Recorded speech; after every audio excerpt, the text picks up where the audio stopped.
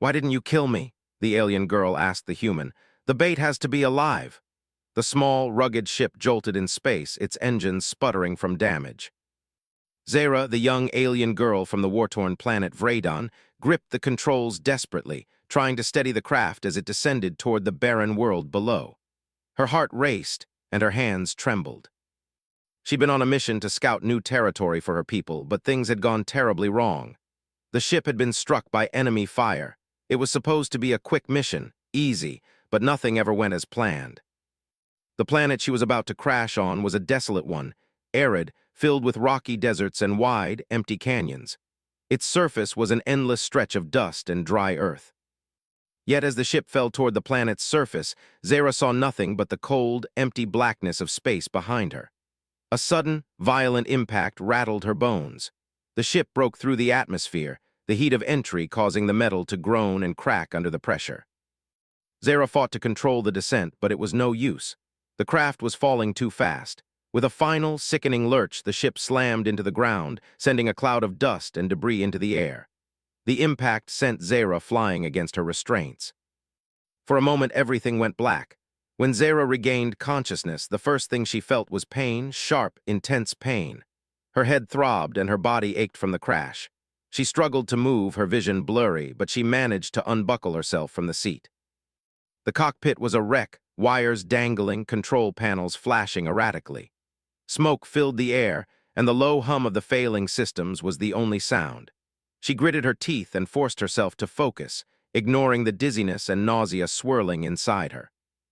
She needed to get out. She needed to survive. Zara crawled over the wreckage and out of the cockpit, her breathing shallow and quick. Her body was bruised, but nothing was broken. The ship had been designed to survive hostile environments, but she hadn't anticipated such a violent crash. She staggered to her feet and peered through the cracked viewport. All she could see was the desolate, barren land stretching endlessly into the horizon. There was no sign of life, no help in sight. For a moment, Zara simply stood there, disoriented, as she tried to make sense of her surroundings. She wasn't familiar with this planet. It was far from the Vredon war zones, isolated. She could see no signs of civilization, nothing but dust and rock. She looked down at herself and noticed a trickle of blood from a gash on her leg. She would have to tend to it soon, but first, she needed to figure out where she was and what to do next. As she stepped outside the ship, the harsh wind whipped against her skin, making her shiver. The atmosphere on this planet was thin and the air was dry and cold, but she wasn't here to admire the landscape. She was here to survive. Zara moved cautiously, keeping her senses alert for any signs of danger. She was far from home, isolated, and without the tools she needed to repair the ship. Her species, the Vredon, were warriors, but not every situation could be solved by fighting. Sometimes survival required more than strength. She needed shelter, water, and food, and she had no idea how far she would need to travel to find them. Her legs wobbled beneath her, but she pushed on. She couldn't afford to rest. Not yet. Hours passed, or at least it felt like hours. The sun was low in the sky now, casting long shadows over the land. She hadn't found any signs of life, not even animal tracks in the sand. But there were odd structures in the distance, remnants of something that might have once been a settlement. Her heart skipped a beat. Perhaps there were survivors here, perhaps they could help her. As she moved closer to the structures, she kept her guard up. She didn't know who, or what, might be lurking in the shadows. Her people had made enemies with many across the galaxy, and she had no reason to trust anyone, especially on a planet so far from home. But when she reached the ruins, all she found were crumbling stone walls and empty streets. The buildings were ancient, long abandoned.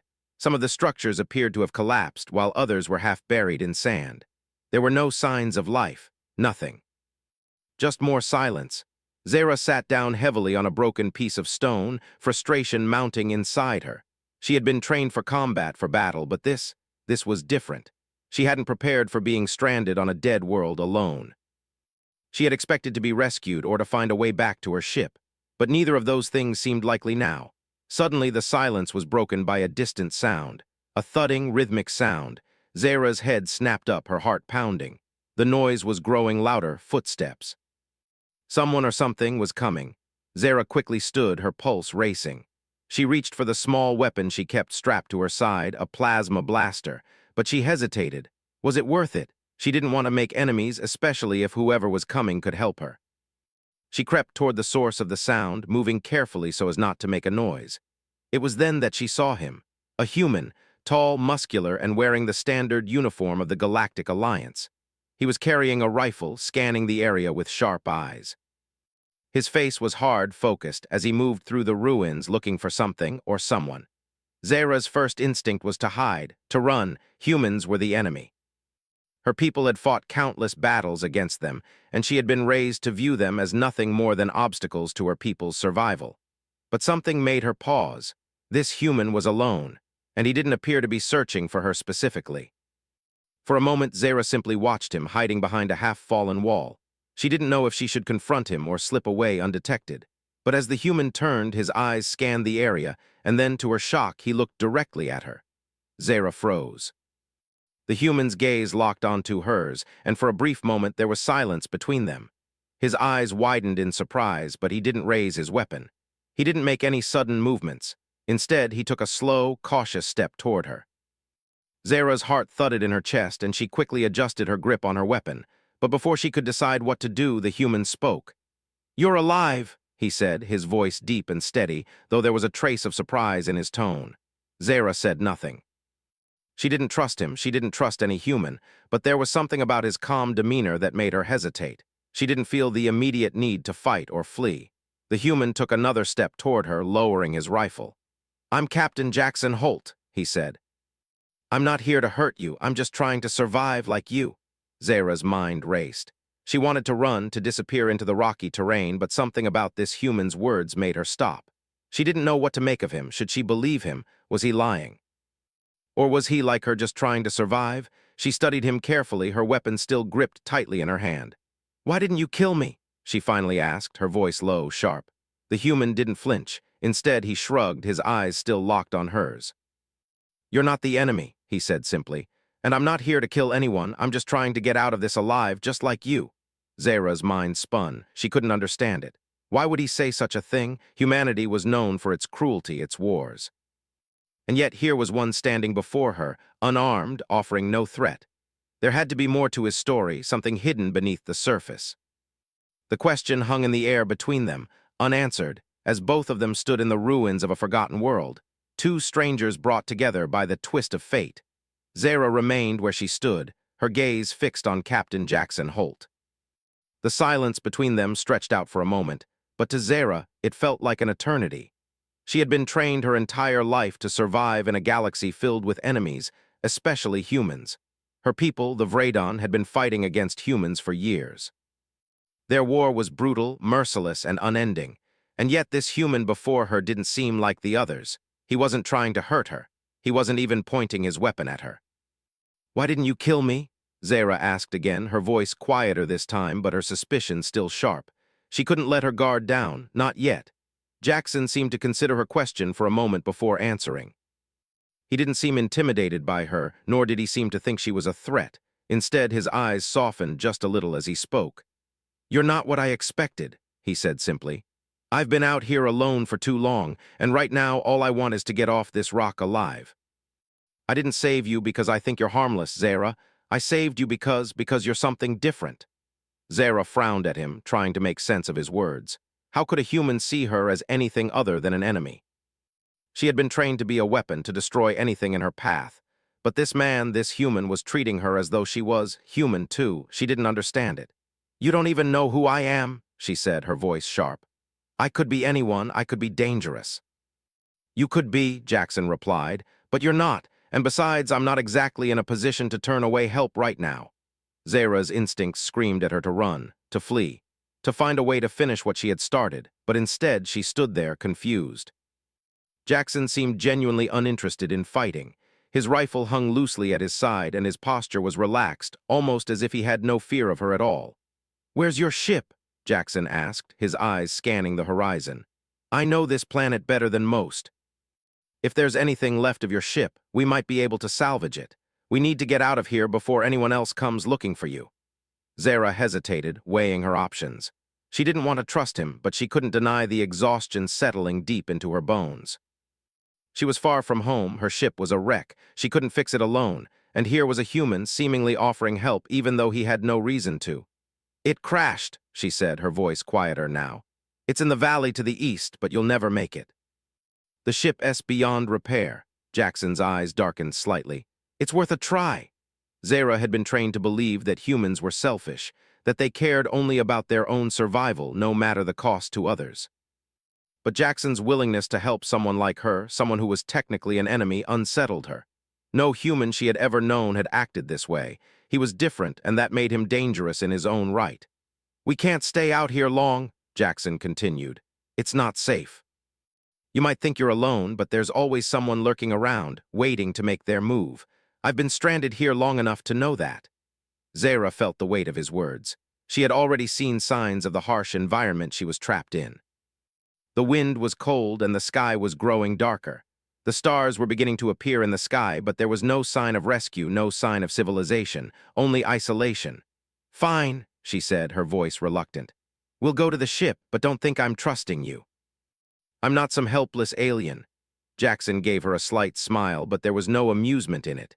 It was a tired smile, the kind of expression worn by someone who had seen too much too often. "I never thought you were." They walked together, side by side, through the ruins of the abandoned settlement. Zara kept a careful eye on him, her weapon close, ready to strike if necessary. But Jackson didn't make any moves to harm her. He kept his pace steady, eyes scanning the horizon as they moved through the shadows. The path to the valley was long and difficult, the terrain rough and uneven. Zara stumbled several times, but she quickly regained her balance each time. Her injuries from the crash were more than just physical. Her mind was reeling from the situation, from the unexpected turn her mission had taken. She was supposed to be the hunter, the one in control. Yet here she was, walking alongside a human, an enemy soldier, as if they were equals.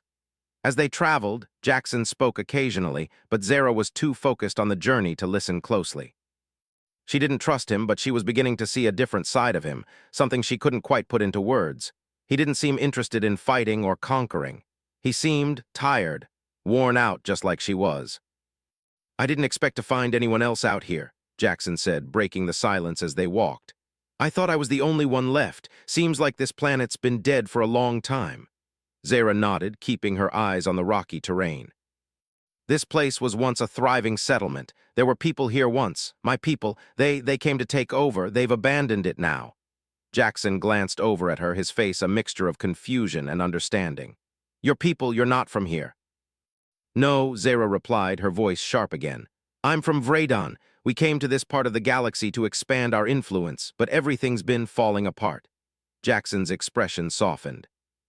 "I don't know much about your war, but I've seen enough to know that sometimes no one really wins. Everyone ends up losing." Zara felt a pang of something she couldn't name. She wasn't sure what it was, but the words felt familiar. They weren't the words of an enemy soldier. They were the words of someone who had seen destruction, who had felt loss. "We'll never stop fighting," she said quietly, the bitterness creeping back into her voice. "It's what we're made for."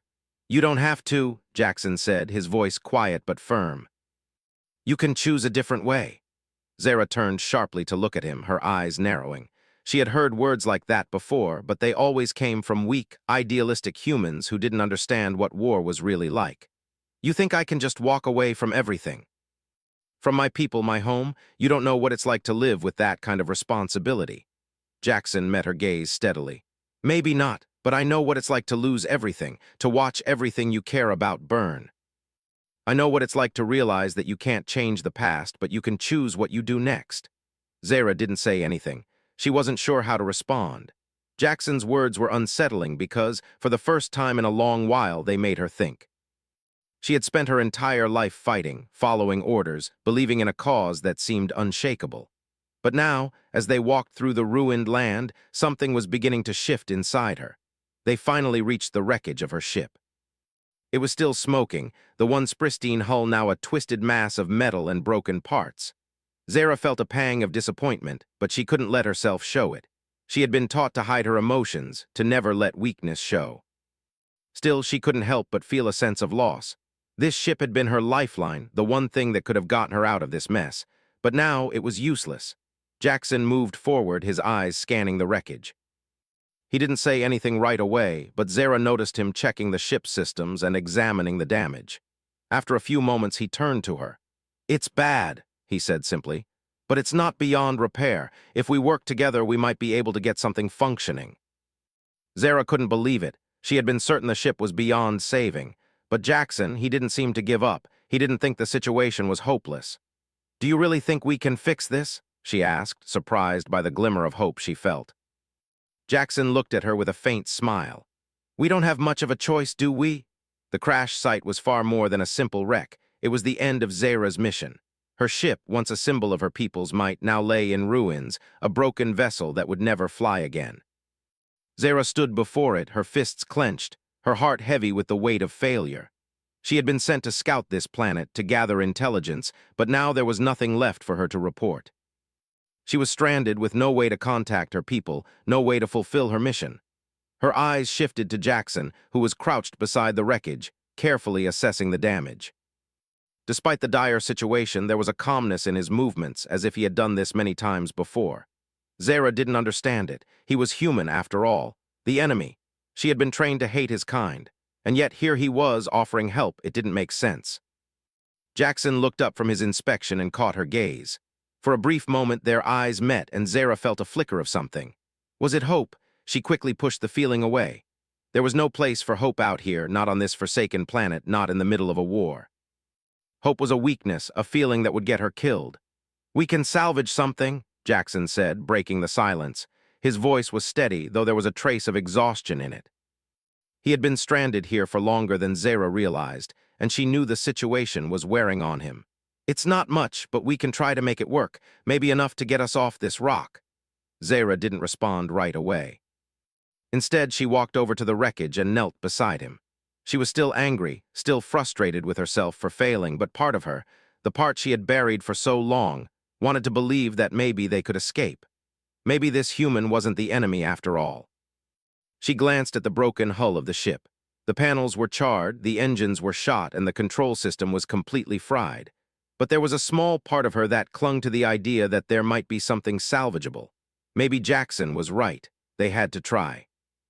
Jackson stood up and moved toward one of the ship's cargo doors, which had been torn open during the crash. "If we can get the communications array working, we might be able to send out a distress signal. At least then someone will know we're here." Zara nodded, her mind racing. "It's worth a try," she said, her voice almost a whisper. The two of them spent hours working together, picking through the wreckage. Zara had always been trained to fight, to destroy, not to repair. But her father had taught her a few things about survival before she left Vredon. She could use basic tools, make repairs when necessary, and adapt to almost any environment. Still, working with Jackson was something new. She didn't like how easily they fell into a rhythm. It was as if they had been working together for years, not strangers thrown together by chance. Jackson worked with quiet determination, his hands moving swiftly over the broken pieces of the ship. He didn't speak much, but when he did, his words were matter-of-fact, almost casual. It wasn't the attitude of someone trying to impress or dominate. It was the way someone spoke when they had nothing left to lose. The sun was setting, casting a dim orange glow over the wreckage. The temperature was beginning to drop, and Zara shivered despite herself. The air on this planet was dry, the winds cold and unforgiving. But she had long since learned to ignore the discomforts of the body. She had trained for far worse conditions back home, in the freezing cold of the Vredon Mountains, where survival meant enduring the worst. She glanced over at Jackson, who was wiping sweat from his forehead, his brow furrowed in concentration. Despite the cold, he was working fast, determined. There was a quiet resolve in his actions, something that reminded Zara of herself, back when she had been a soldier, back when she believed in the cause. Now she wasn't sure what to believe anymore. It was then that she noticed something strange, something she hadn't noticed before. Jackson wasn't just a soldier, he was more than that. There was a quiet kindness in the way he moved, a patience she hadn't expected from someone in his position. Most humans, especially those in the military, were quick to act, quick to fight. But Jackson was different. His movements were calm, measured. He wasn't afraid of making mistakes. He was just working. Zara felt a strange sense of discomfort at the thought. Why was he so calm? Why didn't he seem to fear her or the situation they were in? He had no reason to trust her. And yet here he was offering her help without question. "Why did you help me?" Zara asked, her voice cutting through the silence. Jackson didn't look up right away. He kept working, his hands moving expertly over the components of the ship. "Because I needed to, not just for you, for me too," Zara frowned. "What do you mean?" Jackson looked up then, his expression unreadable.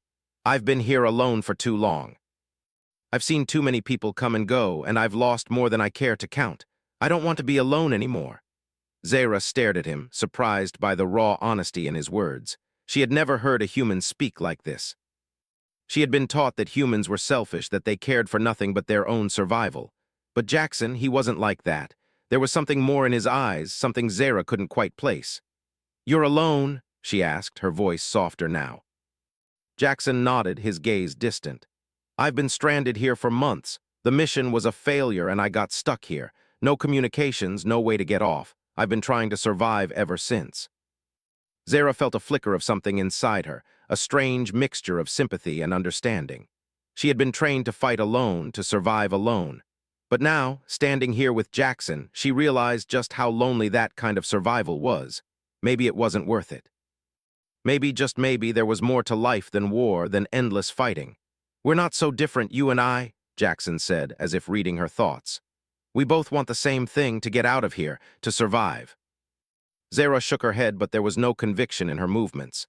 "You're human, I'm Vraydon, we're enemies." Jackson didn't seem fazed. "Maybe, but right now we're just two people stranded on a dead planet. The war doesn't matter out here, not unless we let it." Zara felt a strange twist in her chest. She didn't know what to say. Part of her wanted to argue, wanted to reject the idea that they could be anything but enemies. But there was another part of her, a part she had long buried, that wanted to believe Jackson. Maybe he was right.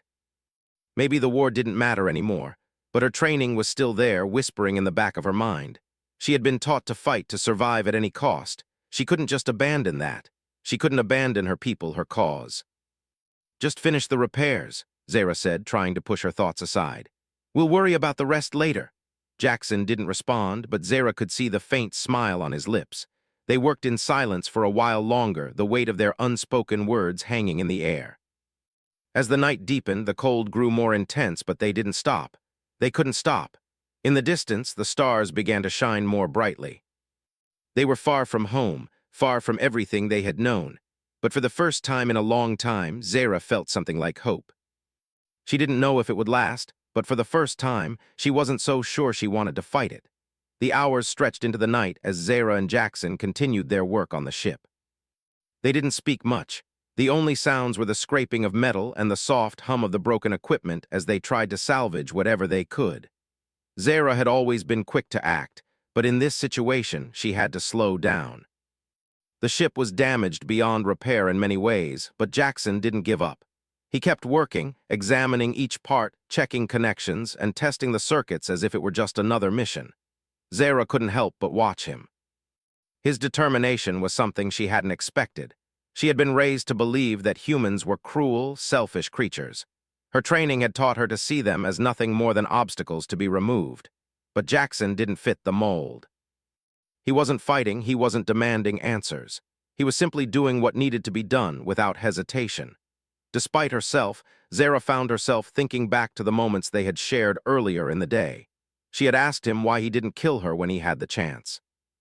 He had told her that he didn't see her as an enemy. The words had lingered in her mind, and she hadn't been able to shake them off. He didn't see her as an enemy. Was it possible that he meant it? Was it possible that humans, at least some of them, were capable of something other than violence and war? Her mind kept drifting back to his quiet words, to the look in his eyes when he spoke. It had been so different from the humans she had known, humans who had only ever wanted to destroy. But Jackson was different. She shook her head, trying to focus. She couldn't let herself think like this. The war was still real, still looming over her. Her mission hadn't changed. She was still a soldier of Vraydon, and nothing could change that. She couldn't allow herself to forget that, no matter what. "Zara," Jackson's voice broke through her thoughts. "I think I've found something."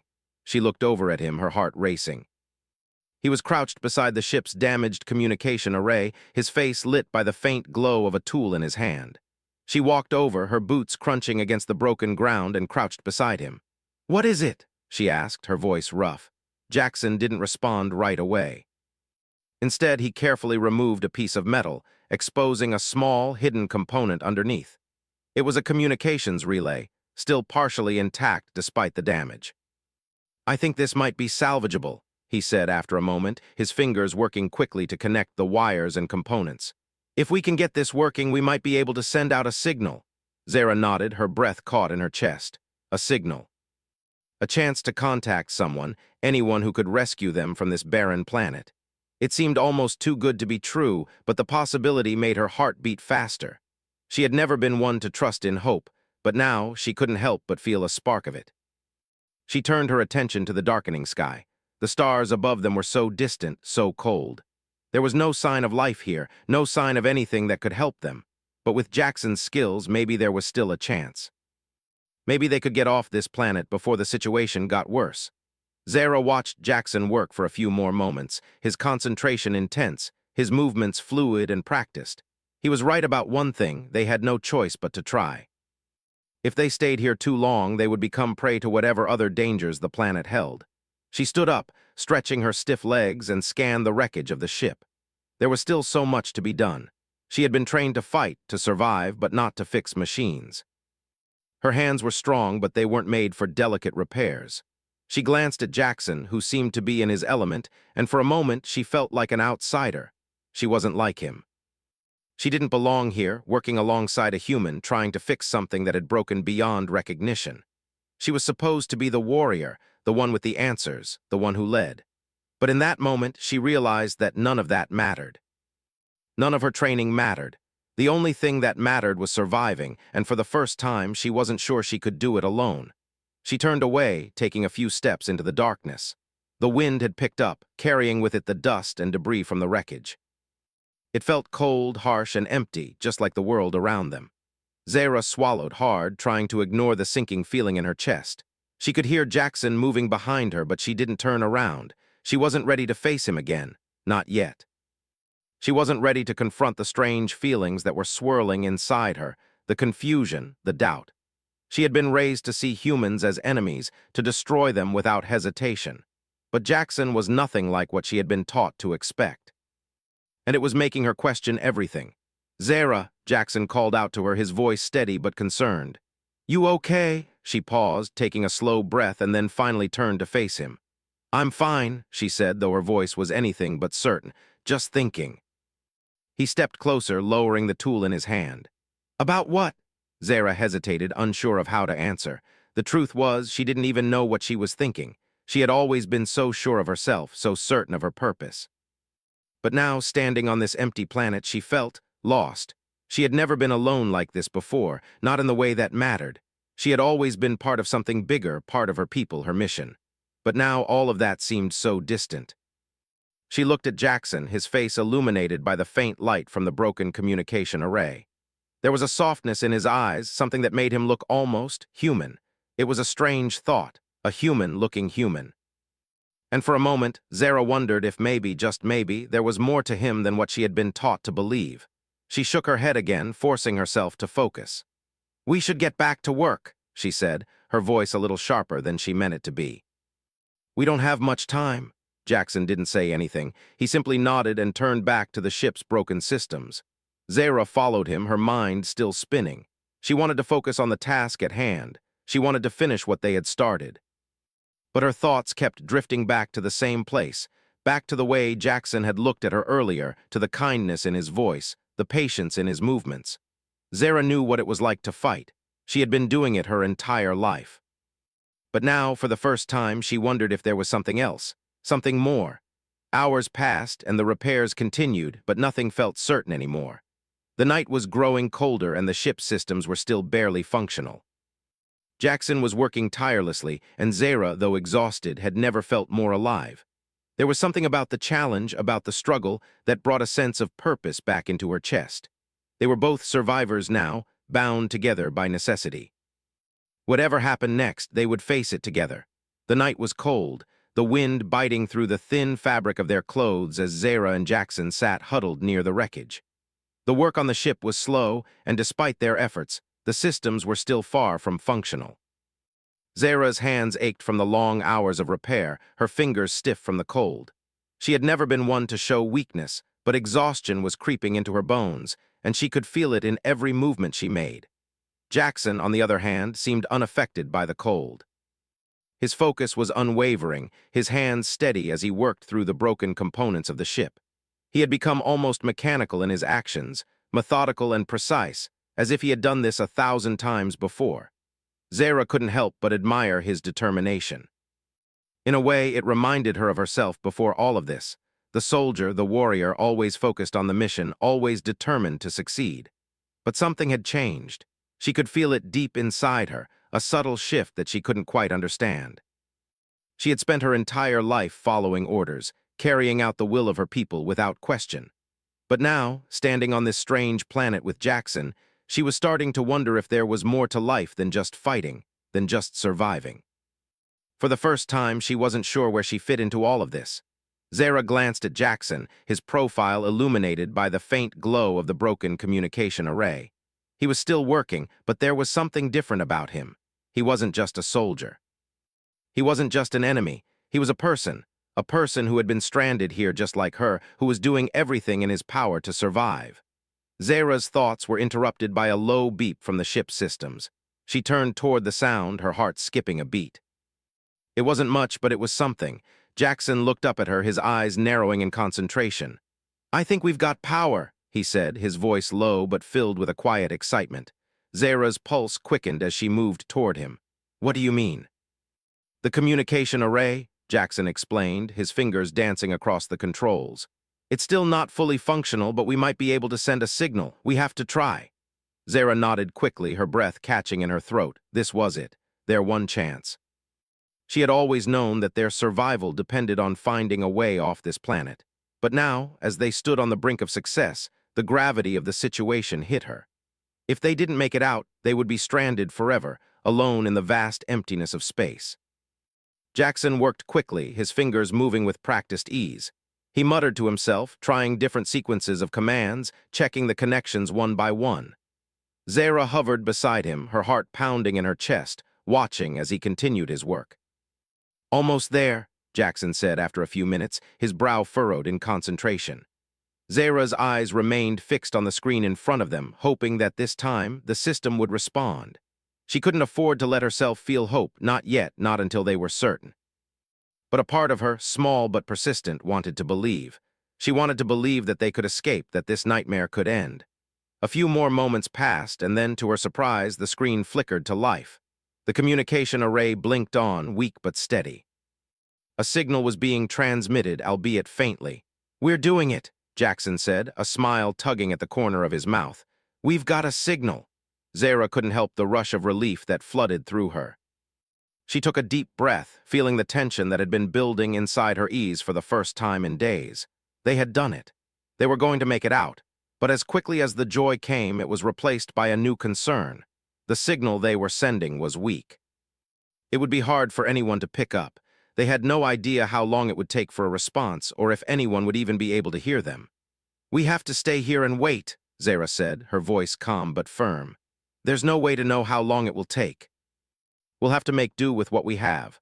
Jackson nodded in agreement, his face serious again.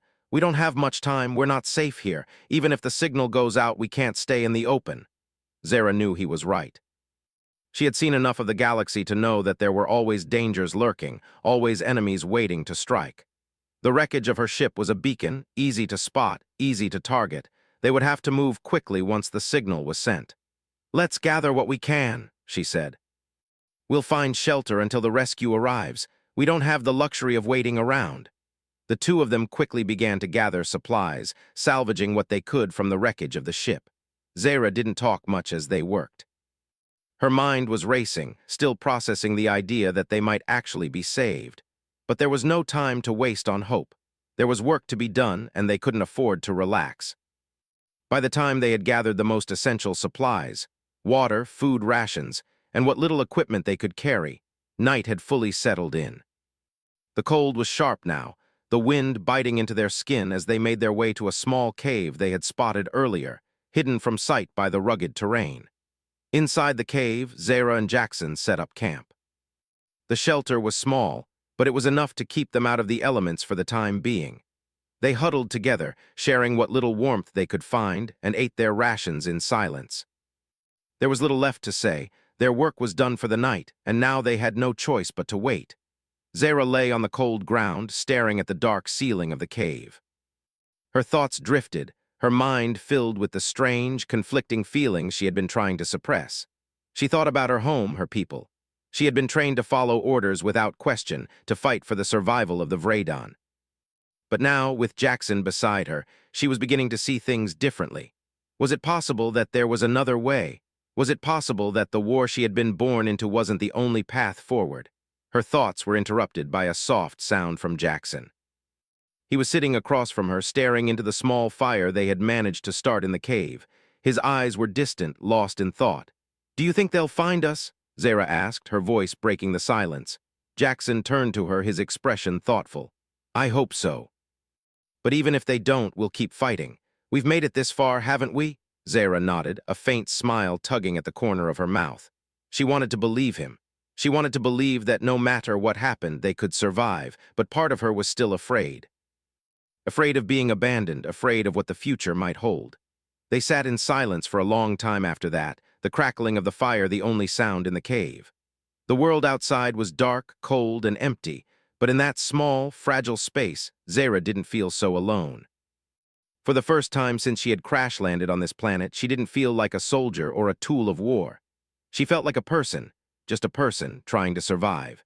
As the hours passed and the fire slowly died down, Zara found herself drifting off to sleep. She couldn't help it. She was exhausted, her body and mind worn from the constant stress and uncertainty. But even in her sleep, her thoughts were restless. The future was uncertain. The war was still there, waiting for her, pulling at her. But in that moment, with Jackson by her side and the faint hope of rescue flickering in the distance, Zara allowed herself to believe that maybe, just maybe, there was more to life than war. Maybe there was another path forward. And for the first time in a long time, she wasn't so sure she wanted to fight it.